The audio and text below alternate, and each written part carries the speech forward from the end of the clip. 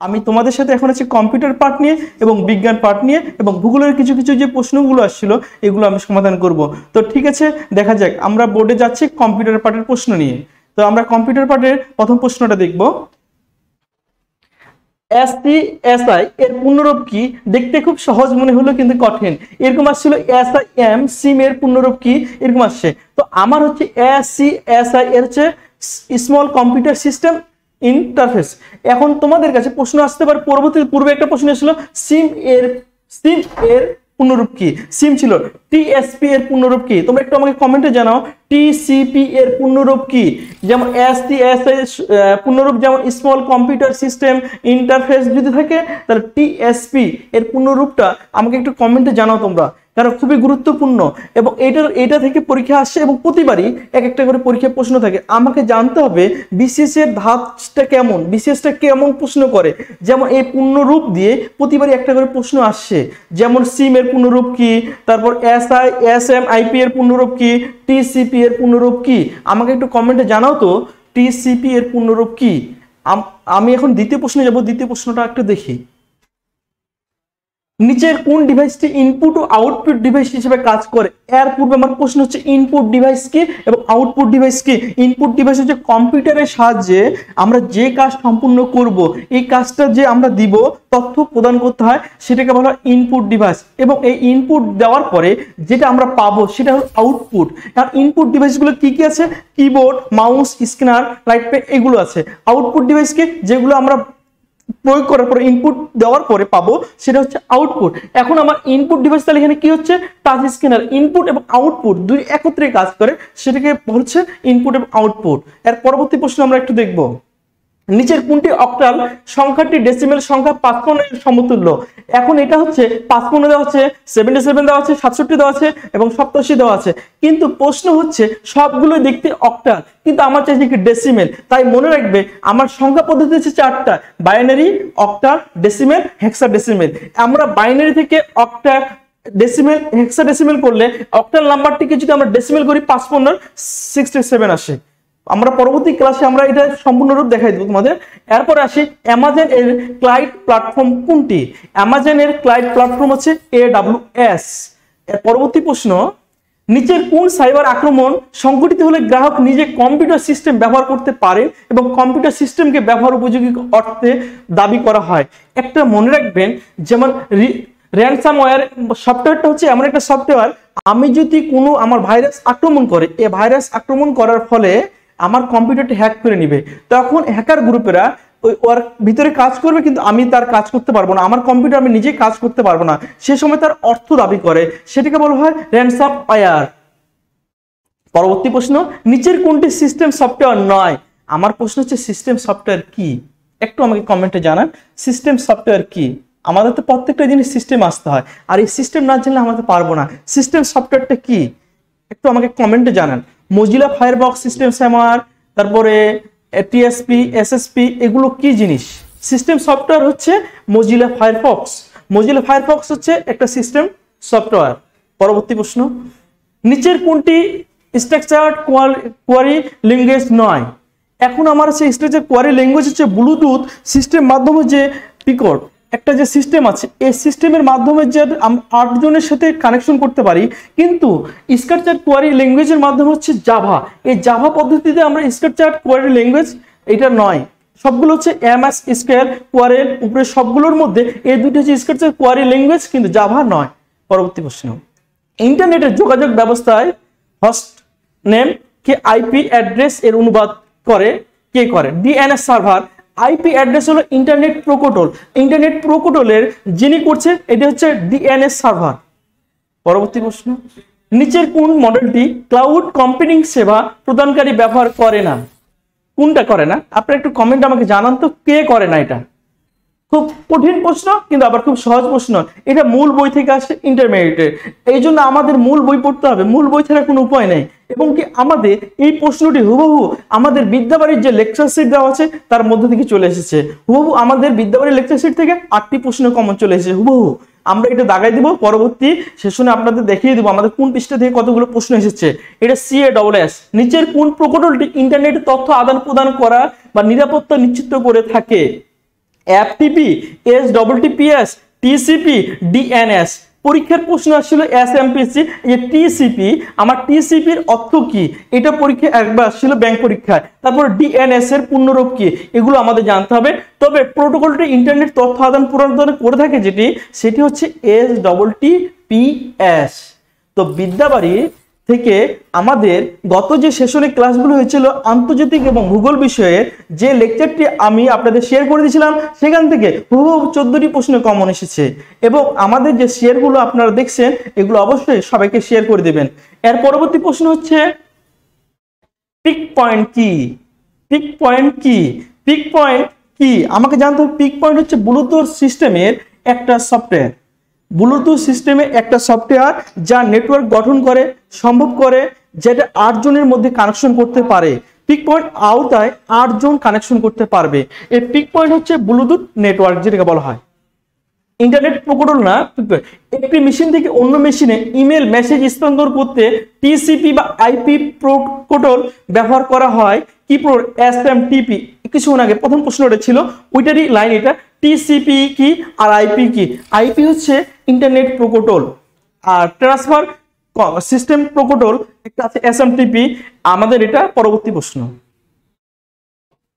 যে computer program নিজেই অন্য কম্পিউটার ইন্টারনেটের মাধ্যমে কপি হয় তাকে কি বলে? প্রোগ্রাম ভাইরাস, অর্স, তারপরে তর্জমান হর্স, বুট ভাইরাস। তো এটা হচ্ছে কম্পিউটার কি করে? অর্স। এটার উচ্চারণ হচ্ছে অর্স, কিন্তু ঘটনা হচ্ছে এটা কি কাজ, আমার কাজটা কি? আর ক্লাউড কম্পিউটার সিস্টেমে কম্পিউটার একটা প্রোগ্রাম ওপর একটা কম্পিউটার সাথে যখন কানেকশন করবে যে এটা কাজ হচ্ছে সেই প্রোগ্রামটা হচ্ছে আমার অর্স প্রোগ্রাম।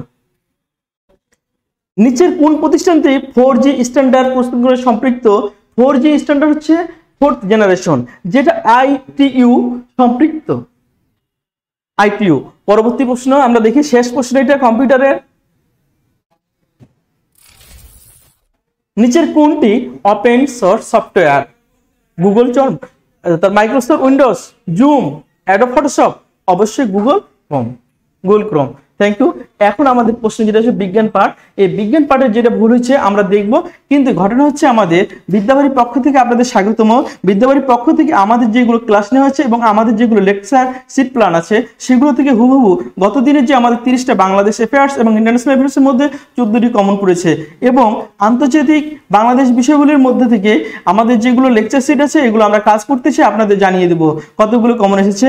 এখন আপনাদের কাজ হচ্ছে কম্পিউটার বিজ্ঞান এবং গণিতের ভয় যদি দূর করতে চাও এবং ইংরেজির ভয় দূর করতে চাও, বিদ্যাবাড়ি অনলাইন প্ল্যাটফর্ম ছাড়া কোনো গতি নেই। কারণ বিদ্যাবাড়ি এমন একটা প্ল্যাটফর্ম যেটা বাংলাদেশের মধ্যে সর্বশ্রেষ্ঠ বিদ্যাপীঠদের জন্য নিয়ে পরিচালিত এবং আমাদের এখানে আছে উদ্যম এক ঝাঁক তরুণ মেধাবী।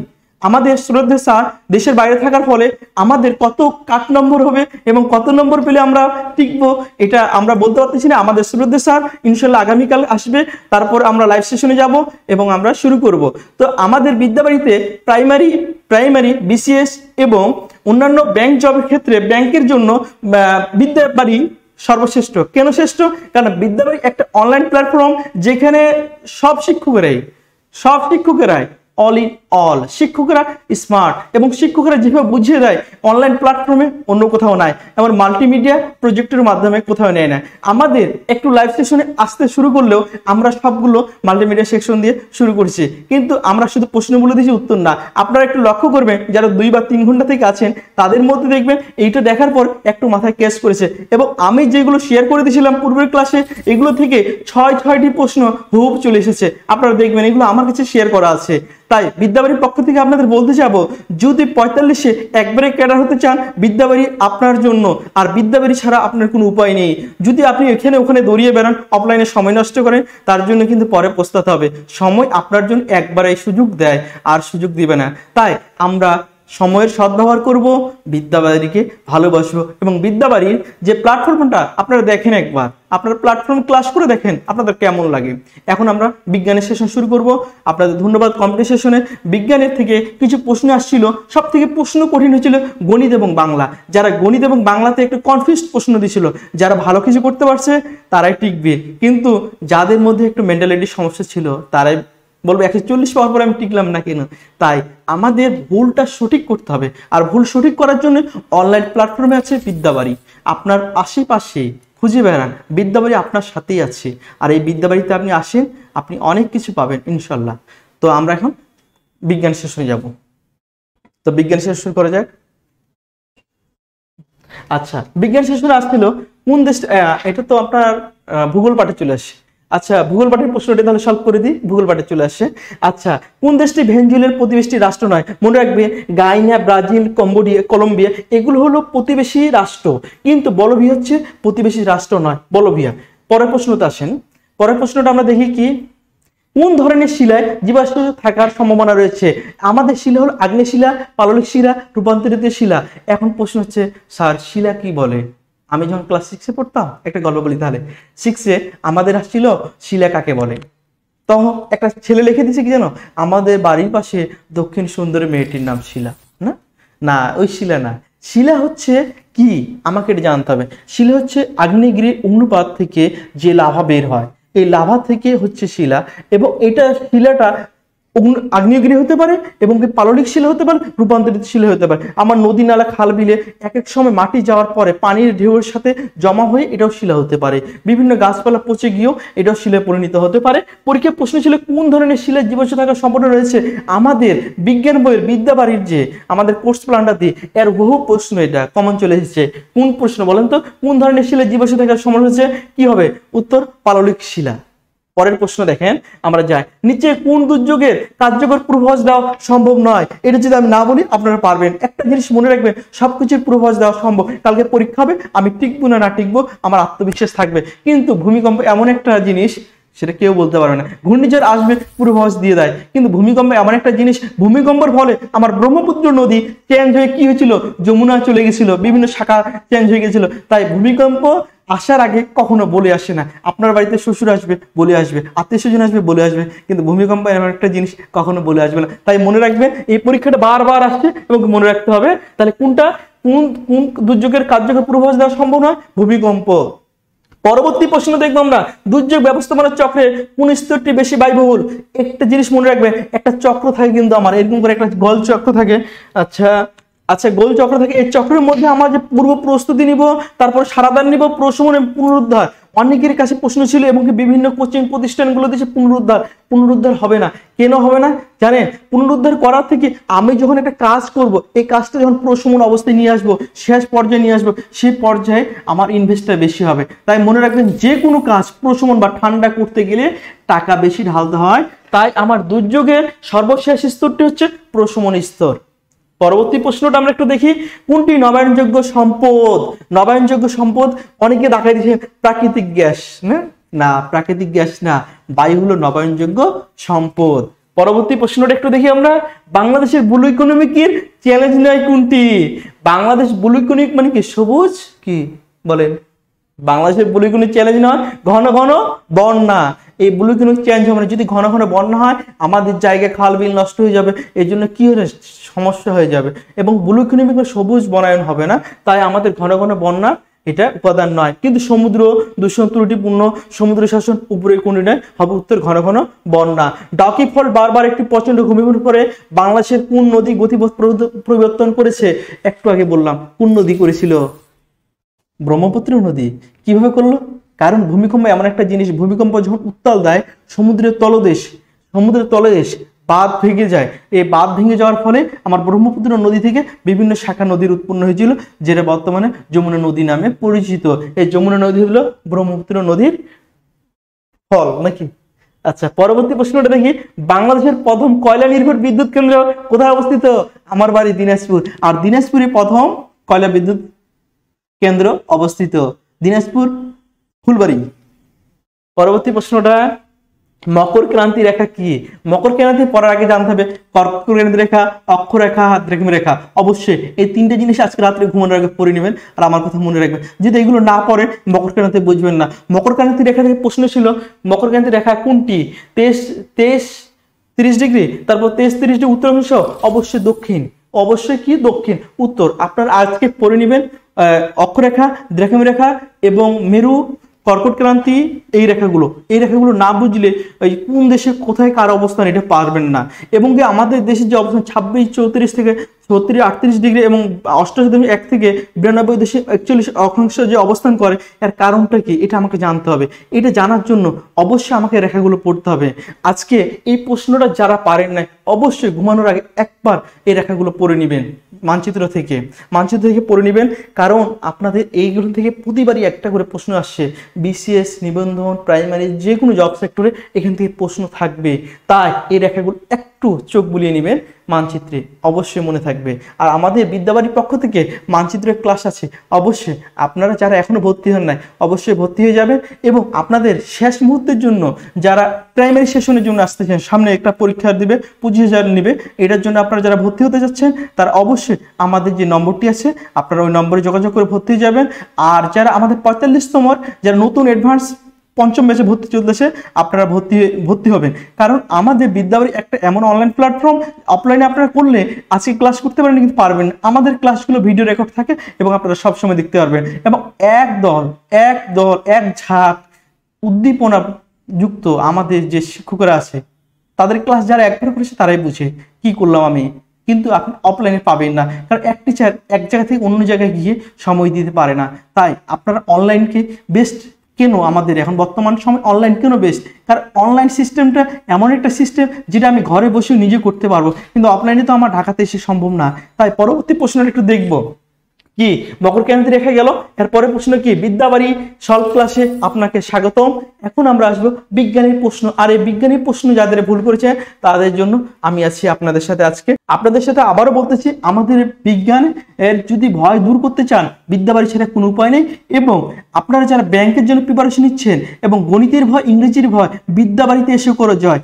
গণিত এবং বিজ্ঞানের ভয় জয় করতে আপনাকে অবশ্যই আসতে হবে বিদ্যাবাড়িতে, এবং বিদ্যাবাড়ি ছাড়া আপনার গণিত এবং বিজ্ঞানের ভয় জয় করা অসম্ভব হয়ে যাবে। কারণ বিদ্যাবাড়ি এমন একটা সেক্টর যে সেক্টরে আমাদের ক্লাসগুলো রেকর্ডিং আছে এবং আপনি যে কোনো সময় যে কোনো মুহূর্তে বসে করতে পারবেন। তাই আপনাকে বিদ্যাবাড়িতে আপনি আপনার সিটটি নিশ্চিত করে সুনিশ্চিত ঘুমান, কারণ বিদ্যাবাড়িতে যদি আপনি ক্লাসগুলো করেন যে কোনো মুহূর্তে রুমে বসে, ঘরে বসে, বউর সাথে, বাচ্চার সাথে ক্লাসগুলো করতে পারেন। তাই আপনার এখন কাজ হচ্ছে বিদ্যাবাড়িতে যারা 45তমতে একটি বিশেষে ক্যাডার হতে চান তাদের বর্তমান উচিত বিদ্যাবাড়িতে আজকেই ভর্তি হন। ধন্যবাদ। আমরা এখন বিদ্যাবাড়িতে শেষ মুহূর্তের সর্বশেষ ক্লাস বিজ্ঞান, এবং বিজ্ঞানের প্রশ্নটা খুব সহজই ছিল না। আজকে আমরা একটু দেখব বিজ্ঞানের বিদ্যাবাড়ি সলভ ক্লাসে আপনাকে স্বাগতম। এখন আমাদের আছে সর্বশেষ মুহূর্তের বিজ্ঞান ক্লাসের প্রশ্ন সলভে। আমি আপনাদের সাথে বোরজাহান চৌধুরী। সাধারণ বিজ্ঞান ক্লাসে ধারালো যন্ত্রপাতি জীবাণুমুক্ত করার ভালো পদ্ধতি কি? আমার প্রশ্ন হচ্ছে, আমার যন্ত্রপাতি কেন জীবাণুমুক্ত করতে হবে? আমরা যখন ডেস্কি বা হাঁড়ি পাতিল ব্যবহার করছি না, এই হাঁড়ি পাতিল বা ডেস্কি ব্যবহার করার ফলে উপরে কি লাগে? কালি লাগে না? কালিটা কি করতে হয়? মাজতে হয়, ভীম দিতে হয়। ঠিক আমি যখন একটা চাকু দিয়ে বা কাঁচি দিয়ে কোনো কিছু কাটবো তখন এটা কি হবে? ময়লা যুক্ত হবে বা এটা জীবাণু থাকবে। এটা কি আমি স্যাভলন দিয়ে বা হ্যান্ড ওয়াশ দিয়ে দেবো? না, এটা দেবো হাত আমি হ্যান্ড ওয়াশ দিয়ে বা স্যানিটাইজার ব্যবহার করতে পারি। কিন্তু জীবাণুমুক্ত করার জন্য যন্ত্রপাতি আমি কি ব্যবহার করবো বলেন? আমার করতে হবে কি কেমিক্যাল স্টেরিলাইজেশন। এই প্রক্রিয়ায় যে কোনো জীবাণু ধ্বংস করা যায় যন্ত্রপাতির। পরবর্তী দ্বিতীয় নম্বর প্রশ্ন আমরা দেখব, সাবানের আয়নিক গ্রুপ কি? অনেকে R3NS4 SO3Na প্লাস, এটা মনে রাখবেন আয়নিক হচ্ছে সাবানের হলো স্টেরেট বা সোডিয়াম কার্বনেট। সোডিয়াম কার্বনেট হচ্ছে আয়নিক যৌগ। কার? সাবানের আয়নিক যৌগ হচ্ছে সোডিয়াম কার্বনেটের। কোন জোরটি বেমানান? এটা হলো মেন্টাল এবিলিটির মতো প্রশ্ন আসছে, কিন্তু খুবই গুরুত্বপূর্ণ। মনে রাখবেন যক্ষার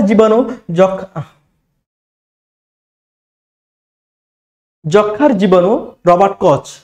যক্ষার জীবাণু আবিষ্কার রবার্ট কচ। হোমিওপ্যাথি করছে হ্যানিম্যান।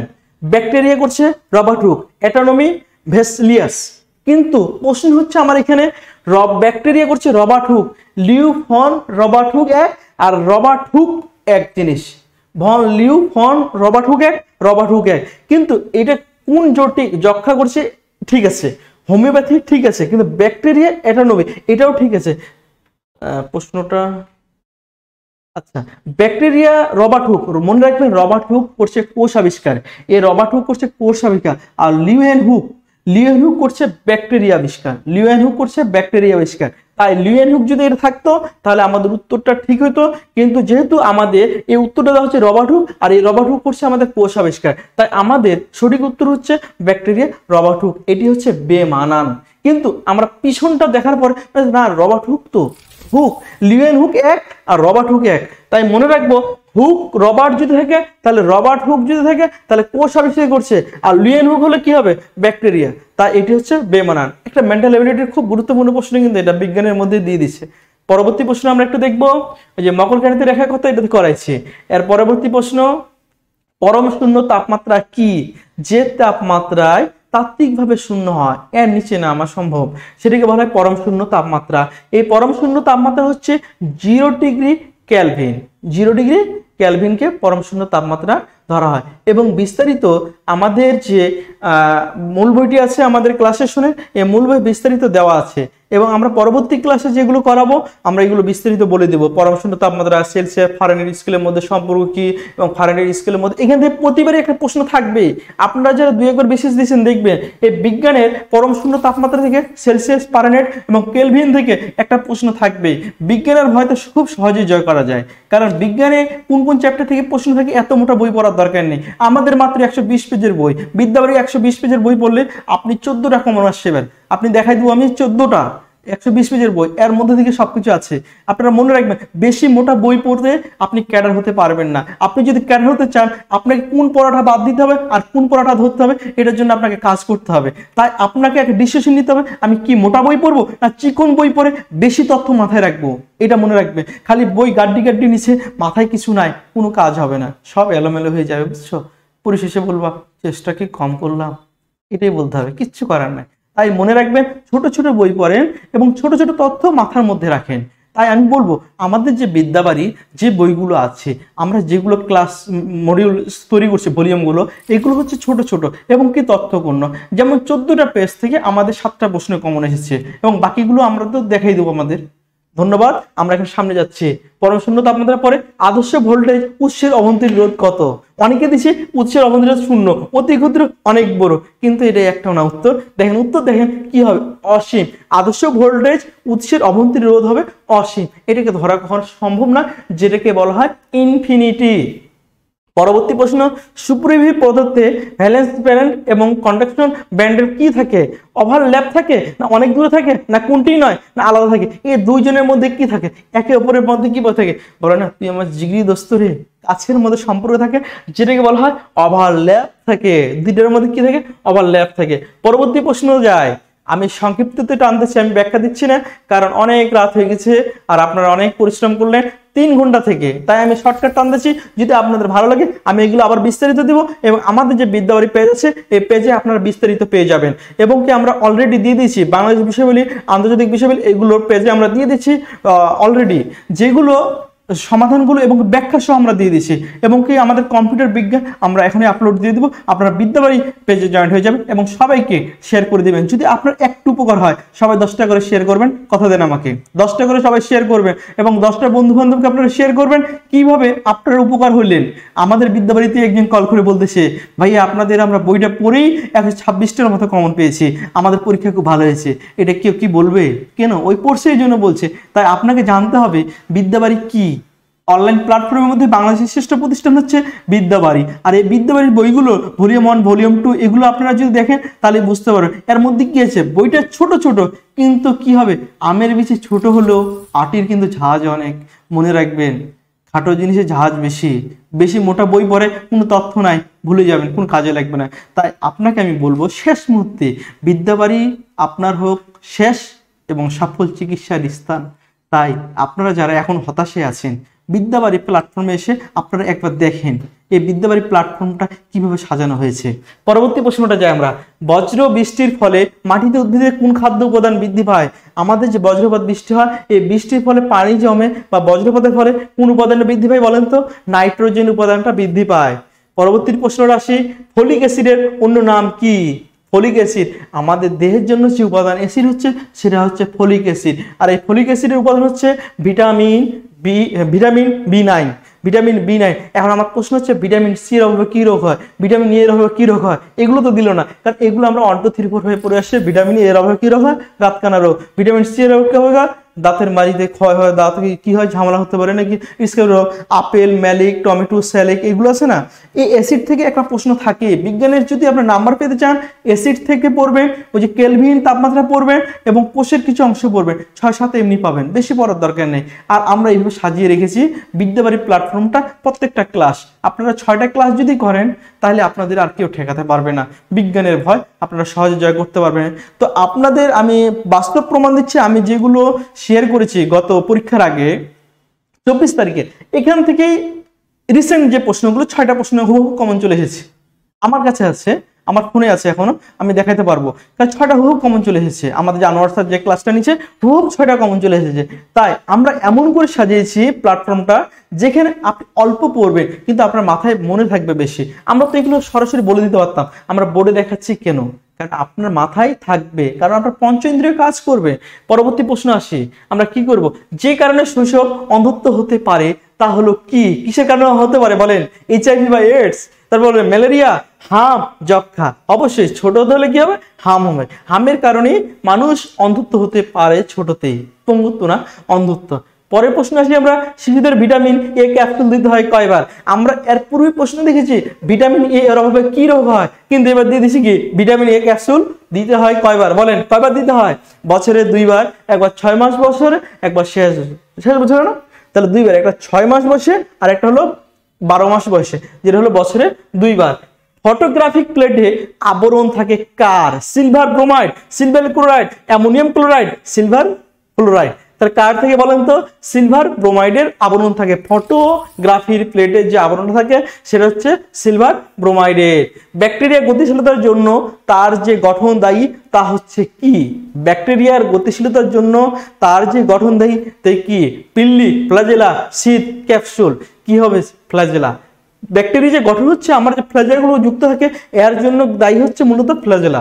এরপর আসি কেপলার 452 বি কি, এটা আপনাদের কাছে প্রশ্ন, এটা খুব সহজ প্রশ্ন, এটা হোক কমন চলে এসেছে বিদ্যাবাড়ির সেদিনকে ক্লাস থেকে, আনোয়ার স্যারের ক্লাস থেকে হোক চলে এসেছে কমন, আমি শেয়ার করেছিলাম, একটু লক্ষ্য করেন। কেপলার 452 বি কি, পৃথিবীর মতো একটি গ্রহ।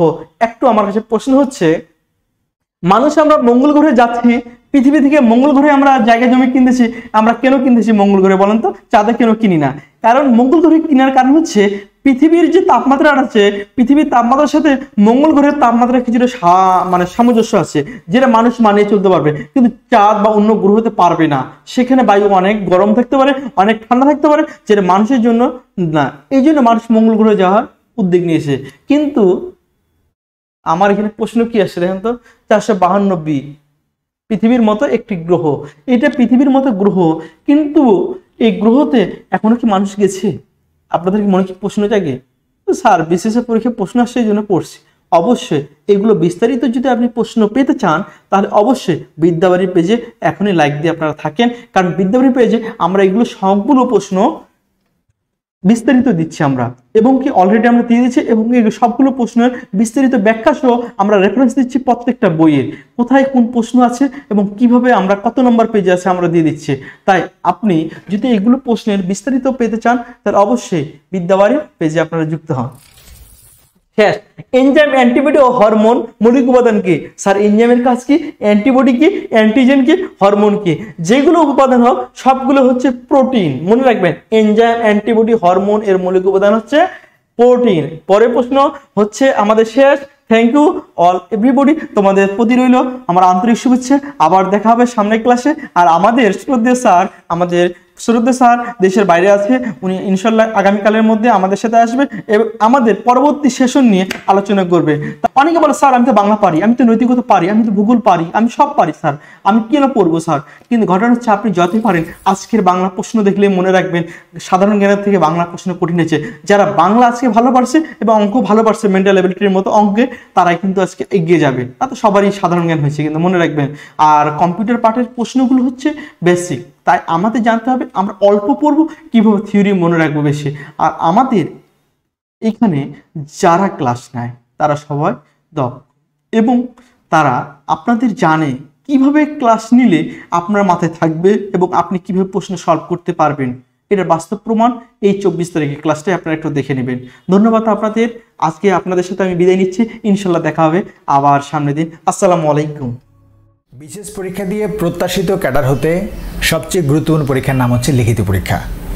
লিখিত পরীক্ষায় ভালো করতে যে জিনিসটি সবচেয়ে জরুরি তা হচ্ছে ইনফরমেশন, ডাটা, নোট, এই ব্যাপারগুলো সবচেয়ে জরুরি। কিন্তু সমস্যাটি হচ্ছে যে এই কাজটি করতে যেয়ে সময়ের অভাবে কাজটি করা হয় না। যেমন প্রিলিমিনারি যখন রেজাল্ট হয়, রেজাল্ট হওয়ার পরে যখন একজন প্রার্থী লিখিত পরীক্ষার জন্য প্রস্তুতি নেওয়া শুরু করে, তখন তার হাতে সময় থেকে 2.5 মাস থেকে মাত্র 3 মাস সময় থাকে।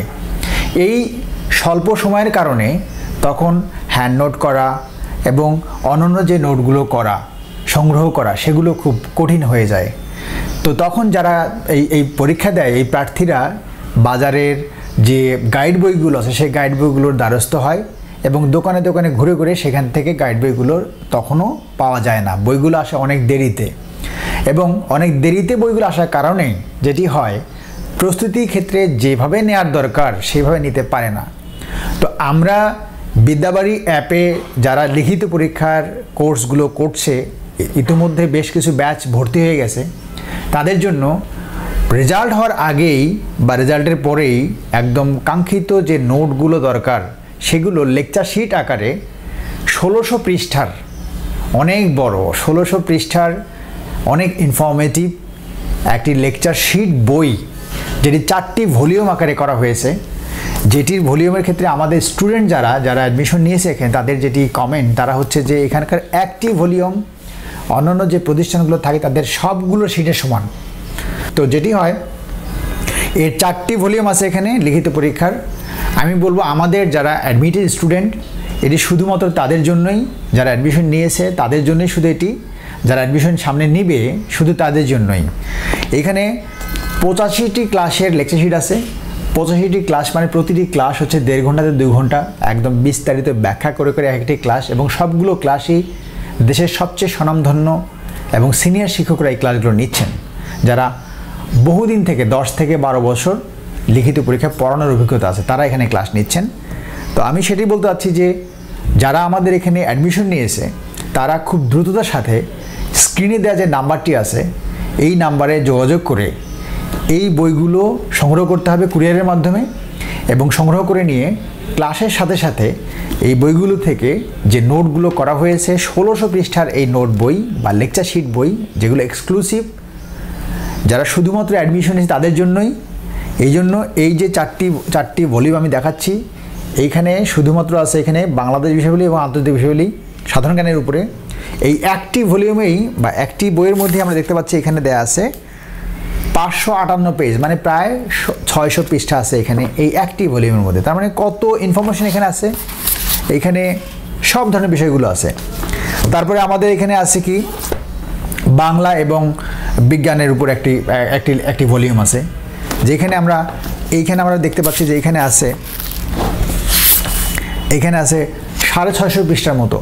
সো আমরা দুটোতে পেলাম কি 1200 পৃষ্ঠা বা তারও বেশি পেলাম, শুধু 2টা ভলিউম থেকে 1200 পৃষ্ঠার মতো পেয়ে গেলাম। এখানে ইংরেজি, গণিত, মেন্টাল অ্যাবিলিটি আরও 2টো ভলিউম আছে। সো এগুলো হচ্ছে কি যারা লিখিত পরীক্ষার প্রস্তুতি নেয় তাদের যে নোট করার সমস্যা, তাদের যে ইনফরমেশনগুলো সংগ্রহ করার সমস্যা, সেগুলোর কথা ভেবে আমাদের যারা সিনিয়র শিক্ষক আছেন, এই শিক্ষকরা এটা কষ্ট করে এই শিটগুলো, এই নোটগুলো তারা তৈরি করেছে। এই সব মিলে 1600 পৃষ্ঠারও বেশি এই নোট শিটটা যখন রেজাল্ট হবে তখন থেকে বা রেজাল্ট হওয়ার আগে থেকে যদি অ্যাডভান্স এই নোটগুলো লিখিত পরীক্ষার জন্য আগেই পড়ে রাখা যায় এবং তার সাথে সাথে যদি এই 85টি ক্লাস ঠিকমতো করা যায়, তাহলে আমি বলবো যে লিখিত পরীক্ষার যেটা কাঙ্ক্ষিত ফল পাওয়া বা লিখিত পরীক্ষার যে সুফল পাওয়া, সেটার ক্ষেত্রে অনেক বেশি লাভবান হবে আমাদের শিক্ষার্থী যারা বা যারা প্রার্থী যারা তারা।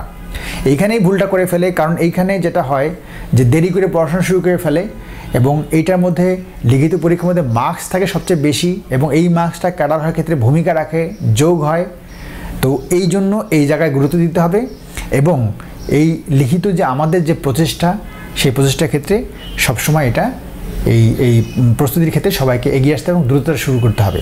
আরেকটি বিষয় আমি বলে দেই, সেটা হচ্ছে যে লিখিত যারা এখনও শুরু করেনি তারা হচ্ছে যে এই এই এই এই সময়ের মধ্যে থেকে ঘরে বসে থেকেই অনলাইনে এত বড় প্ল্যাটফর্ম, এত বড় সুযোগ এবং এত সিনিয়র স্যারদের ক্লাস করার সুযোগ, এটি একটি অন্যরকম একটি অভূতপূর্ব ঘটনা বলে আমার কাছে মনে হয়। সামান্য কিছু ফি দিয়ে, নামমাত্র ফিতে ভর্তি হয়ে, যেখানে অফলাইনে ক্লাস করতে গেলে যেখানে লাগে 18,000 20,000 টাকা লাগে, সেখানে এখানে মাত্র 4,000 টাকার মতো বা 3,000 কিছু টাকা এখানে যুক্ত করে এই কোর্সগুলো করতে পারলে আমার মনে হয় যে যারা এটা করবে তারা অবশ্যই এগিয়ে থাকবে এবং তারা লাভবান হবে। আর এখানে আরেকটি জিনিস আমি বলে রাখি, সেটা হচ্ছে যে এই অনলাইনে ক্লাসের কিন্তু একটা বিরাট সুবিধা হচ্ছে, অনেক বড় সুবিধা হচ্ছে যে এই ক্লাসগুলো যতবার খুশি টেনে টেনে দেখা যায়, আবার এই টেনে টেনে নোট করা যায়। কিন্তু অফলাইনে সরাসরি যখন ক্লাস করা হয় তখন এইটার সুযোগ থাকে না। যখন আমি অফলাইনে ক্লাস নেই, সরাসরি ক্লাস নেই, ক্লাসরুমে যখন ক্লাস নেই, তখন কিন্তু অনেক স্টুডেন্ট, প্রায় 150-200 স্টুডেন্ট ক্লাসে থাকে, তারা প্রশ্নই করার সুযোগ পায় না। আর পুরোপুরি ক্লাসটা আমার শেষ হলে আমি চলে যাই, তখন বাসায় যাওয়ার পরে তারা স্টুডেন্টরা চিন্তা করে স্যার কী বললো ক্লাসে, এটা বললো কি না, এটা বললো কি না, মনে আছে কি না, এই ধরনের সমস্যাগুলো ফেস করে, যেটা অনলাইনে ক্লাস করলে এটার সুযোগ নাই। এখানে খুব চমৎকার করে এই ক্লাসগুলো তুলে ধরা হয় এবং ক্লাসগুলোর শেষে স্টুডেন্টরা এটা বারবার টেনে টেনে দেখে যে জায়গাগুলো সমস্যা আছে সমস্যাগুলো তারা এখান থেকে আইডেন্টিফাই করে সেটা নোট করে রাখতে পারে। তা আমি বলবো যে যেহেতু এত বড় একটা প্ল্যাটফর্ম, বিদ্যাবাড়ি প্ল্যাটফর্মটি তোমাদের সামনে এটা সুন্দর করে তুলে ধরা হয়েছে। বিদ্যাবাড়ি প্ল্যাটফর্মটি এত সুন্দর যে এখানে তোমাদের কি করতে হবে কি করতে হবে না, both for prelim, written, even for viva, এইগুলোর জন্য যেহেতু আমরা বহুদিন এটা অভিজ্ঞতা আমাদের আছে, পড়ানোর অভিজ্ঞতা আছে, নিজেরাও ক্যাডার হয়ে গেছি। সো যেটা হচ্ছে যে আমাদের পক্ষ থেকে তোমাদের যে পরামর্শ থাকবে সেই পরামর্শগুলো তোমাদের নিশ্চিতভাবে কাজে লাগবে।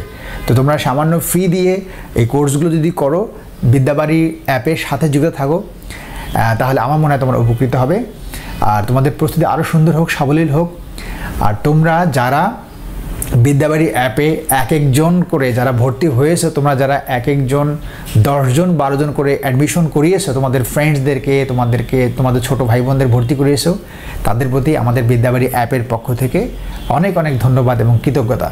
তোমরা সবাই ভালো থেকো, তোমাদের সুন্দর প্রস্তুতি হোক, এই প্রত্যাশা জানিয়ে আমি আমার কথা শেষ করছি। সবার জন্য শুভকামনা থাকলো। আল্লাহ হাফেজ।